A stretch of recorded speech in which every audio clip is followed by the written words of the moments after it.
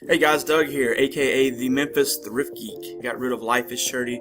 I've been wanting to get away from it for a while. It was cool while it lasted, but it just shows I'm a little more broad than just selling shirts and clothing and stuff like that. I do pants, I do hats, I do polo shirts, sweatshirts, sweaters, video games, mugs, tons of stuff that, anything that I can make a profit on, I like to sell on eBay. And that's why I do this, to share this with you guys. All my social media has changed to Memphis Thrift Geek, and I'll share all that down in the description.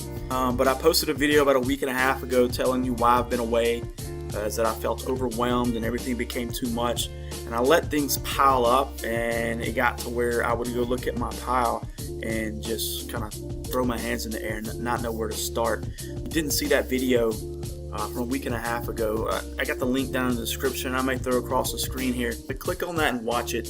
If you've ever felt like that before, maybe this video will help motivate you to maybe list before you keep buying and buying and buying and buying.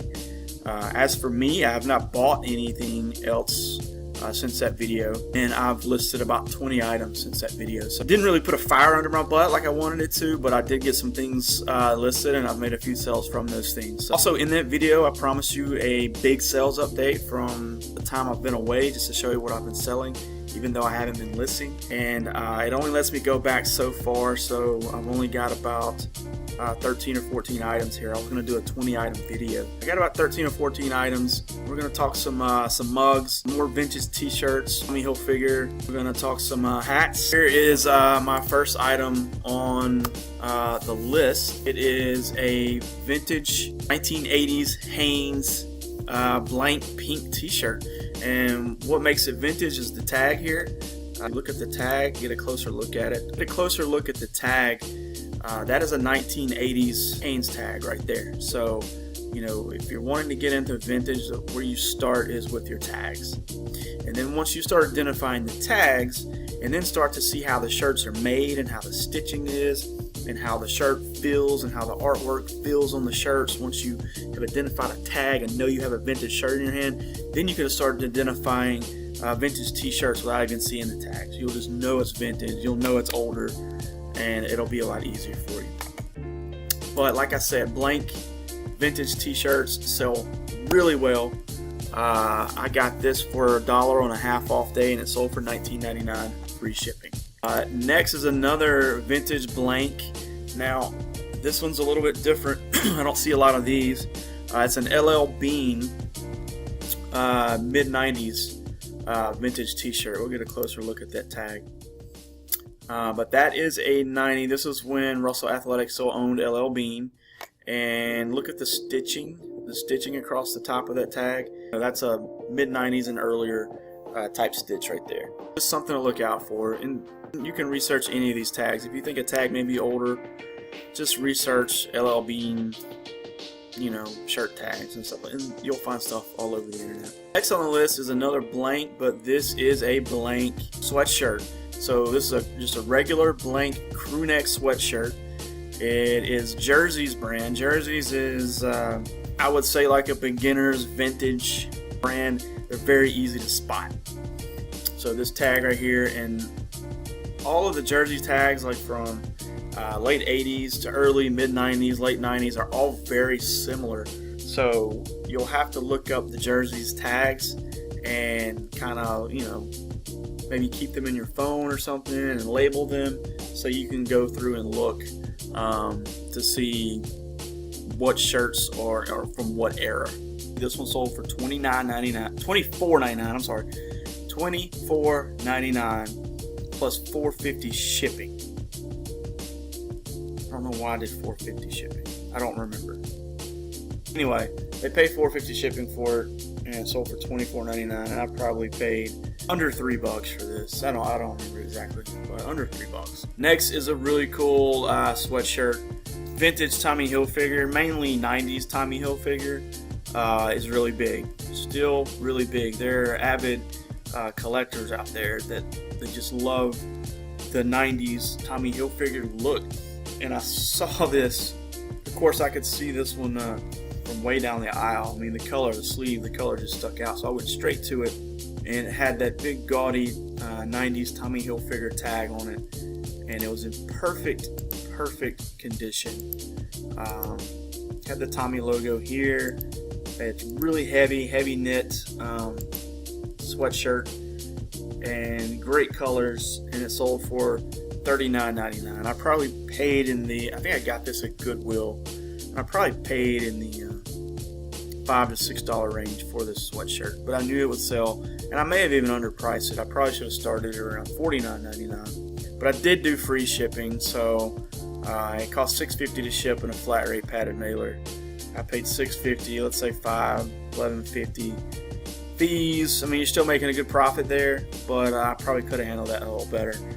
But nonetheless, these are great. If you see that big gaudy tag with the big huge stripes, there's a lot of them out there. Go ahead and pick those up. They'll sell really well. Here we got a mug. I told you we were going to talk some mugs, and I do not buy a lot of mugs. I'll tell you when I do buy mugs is when they have like a popular brand name on them, like the Home Depot.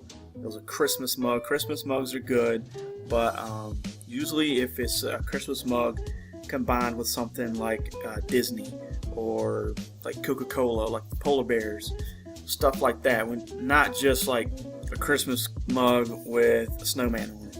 It's stuff like that. So I'm really picky when it comes to mugs. I like to make sure that they have a brand with them. Something that's collectible, like Coca-Cola, Hershey. I've picked a Hershey mug before, Pennzoil, you know, anything like that. And of course Home Depot, as you see here, and the Starbucks City mugs and stuff like that. I'm very picky with the mugs. Mugs are usually only 50 to 99 cents a piece to pick, so they're really inexpensive to pick. But I can't imagine if I would have gone crazy picking mugs like I did clothes. I'd have a room full of damn mugs and can't get rid of them. So I'm glad I'm really picky, and I would advise you to be picky too. But I only paid 99 cents for this mug, and it sold for $14.99. And I put it in my own box. I get these little boxes from work. I guess one of the labs that I support at St. Jude, they put boxes outside their door once they pull stuff out of it that they need, and they put them out to be thrown away, and they are perfect size for mugs and hats. So I pick those boxes up all the time and I bring them home. So that's a good sell right there. Next, now this is a cool find. It's a pack of 50 floppy disks, like 3.5 inch floppy disks. The only reason I picked these is because they were still sealed in the package. I paid $3.99 for them. They sold for $29.99, and I even overpriced these compared to what other ones had sold for on eBay, and I just $29.99 free shipping, and they finally sold. Like, they look like they just came off the shelf.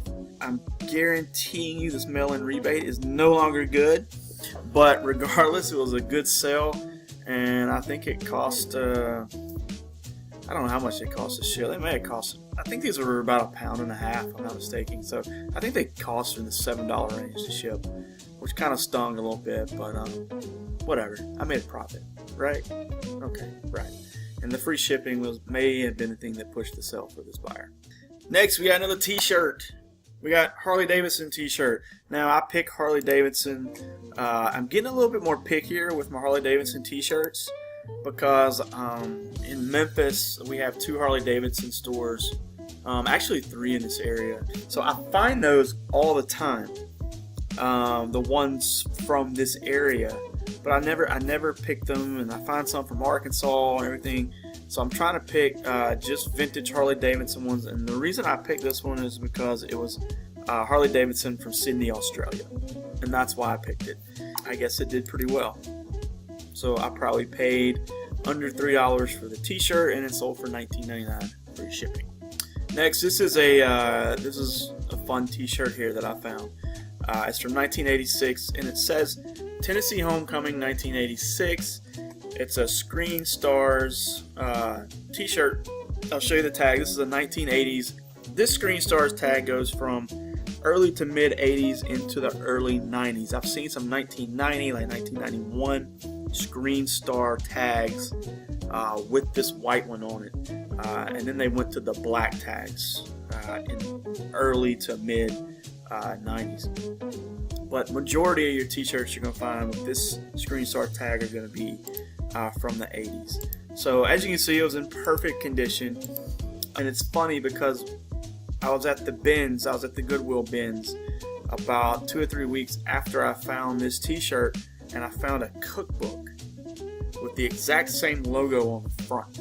So I don't know if this t-shirt represents the cookbook or if it represents something bigger than that. So the Tennessee Homecoming, I'm not sure what that represents. I tried to look it up, but I just found the matching cookbook, and I thought that was way too cool. I thought it would be odd to pair the t-shirt with the cookbook, so I didn't do that. I'm selling those separate, but nonetheless, I paid $1 for this t-shirt, and it sold for $24.99. So when I say know your tags, this is one of the situations where I knew this was from the 80s, and it had some good subject matter on the front, and I knew it would sell well. So awesome sale, and this is why I love vintage.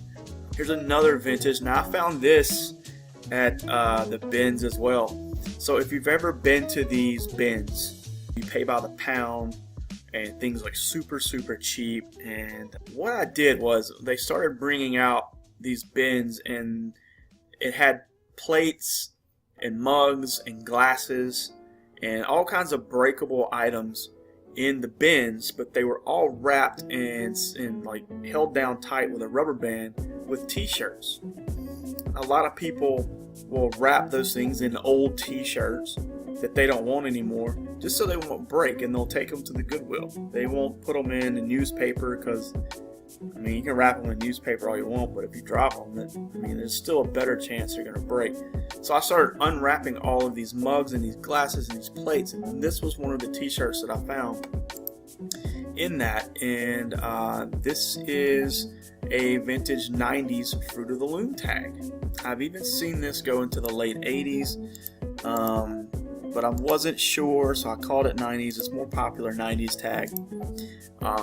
So however much the bin price is for about an 8-ounce t-shirt, that's how much I paid. And it's probably under 75 cents, and it sold for $14.99. So the only reason I didn't price this one higher is because it was a little dingy, and I washed it and I bleached it and I couldn't get the dinginess out, so I priced it at $14.99. Anyway, it's a good sale, and always check if you're looking for vintage t-shirts, unwrap those glasses and mugs and stuff and see if you can find something cool.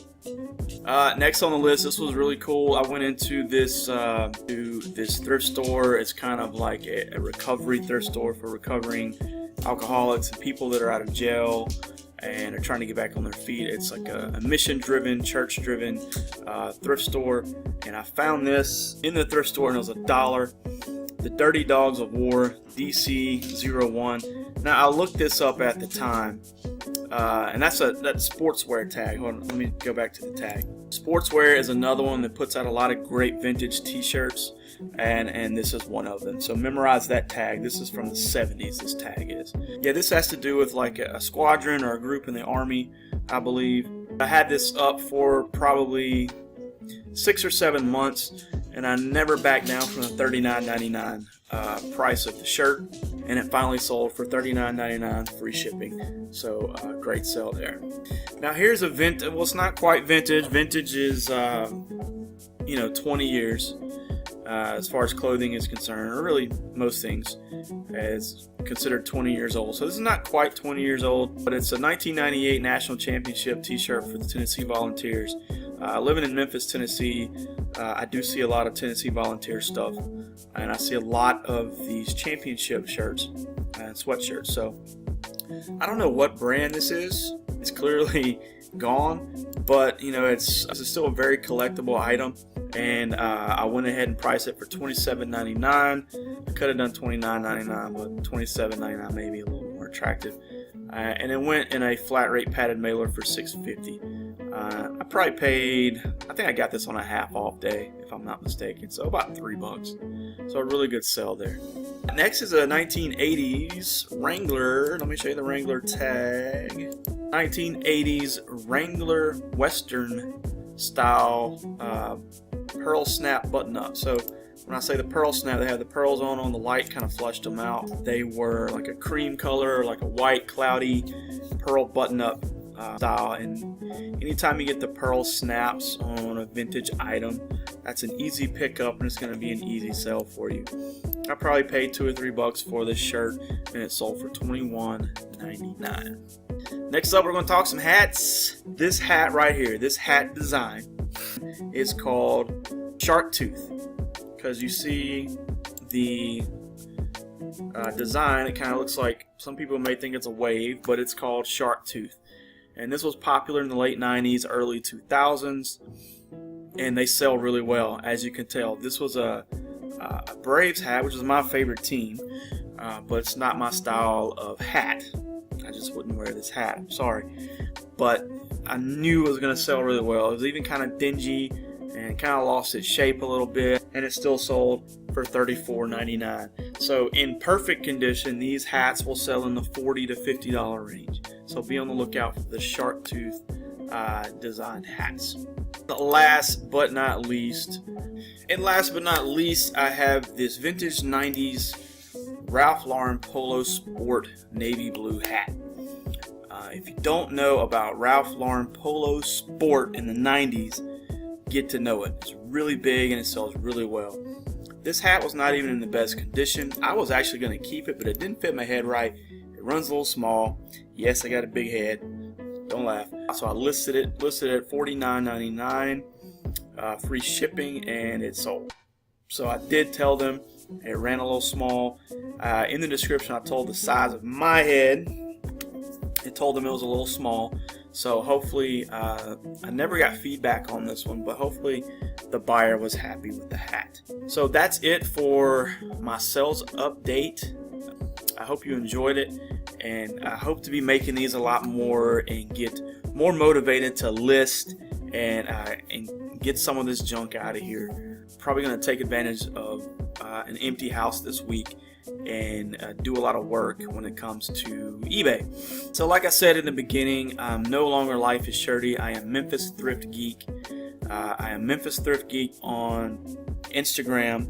Now what I do on my Instagram is I will post items that I see when I'm thrifting, and I will just post random pictures from when I go out thrifting, when I do start thrifting again.